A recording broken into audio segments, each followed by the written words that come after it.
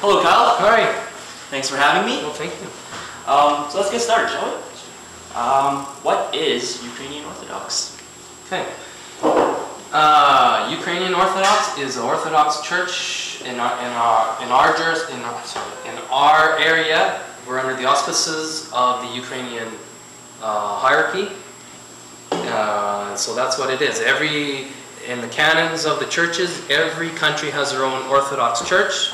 Orthodox Church of Britain, Russia, Ukraine. But because of the communist problems, we have a mixture in the West. Romanian, Greek.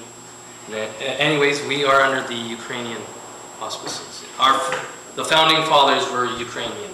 Okay. But they hold to those principles of the Orthodox Church and the Divine Liturgy. Right. Let's get into a little bit of theology. Okay. One of the particular distinguishing characteristics of Orthodoxy is the fact that it's geared, it's a communal, but it's a relational language, or it's a relational understanding. So that our whole focus is the Holy Trinity and the unity within those three, yet there's one God, there's three parts. Okay. And yet within those three parts they're distinguished, but they're not distinguished because they're in that close of a union. And so our whole theology and our practice is all about that communion. Okay.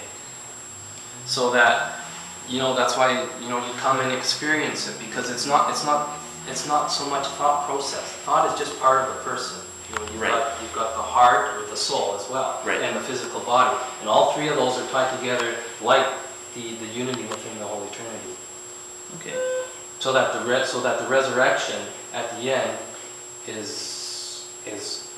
will be our completeness. Okay. And then it was all standing. I noticed that there was one part where we all sat down throughout the whole thing. Everybody was standing.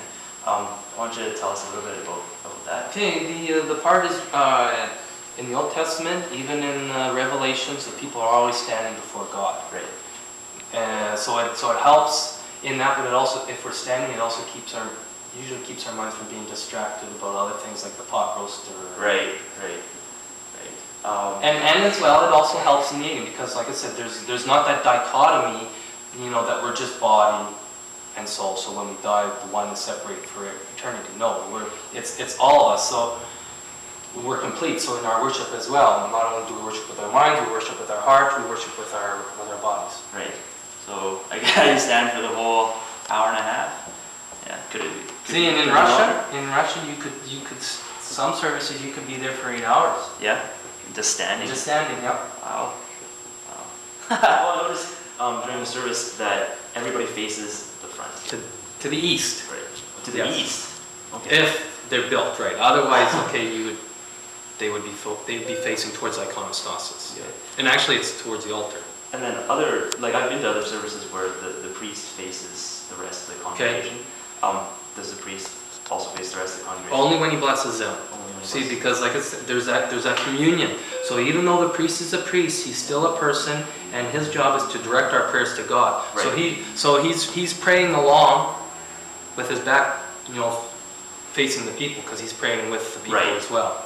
Right. See, it's a different tone, because and you could almost construe it otherwise as if he is God himself and the people are praying to him. Right. In, I guess, non-Orthodox. Yeah. Right. Okay. So, I guess, do you have youth programs set up to kind of retain the youth? Okay, not yet. Okay. Let's see, because we're rebuilding. So we've got like a Sunday school program for the little kids, but we don't have really any teenagers yet. So at that point, it'll have to be something to be worked on. Right. Because I guess as the older members are thinning out, you need to recruit more of the younger members. Is it more of a family thing then? It is now. Yeah. See, you got, whether it's been westernized or not, before and this is coming from the old country, you didn't question anything. Right. That was just the way things were. Right. And so that worked fine for a couple generations, but now for our generation, that doesn't work. Right. The kids are asking, why do you do this? Why do you do that? Yeah. How would you predict the future of your church in Lethbridge? Well, I to say we'll be here for a while, a long time. We'll probably become more either diversified ethnically Right. or become more the greater use of English. Okay, that makes sense. So less. So I'm going to be able to become more Canadian. Kyle, thank you. All right. Blessings to you. Thank you. So that's what they were all about. I would say this was a successful mission. Until next time, for the R Team, Alan out.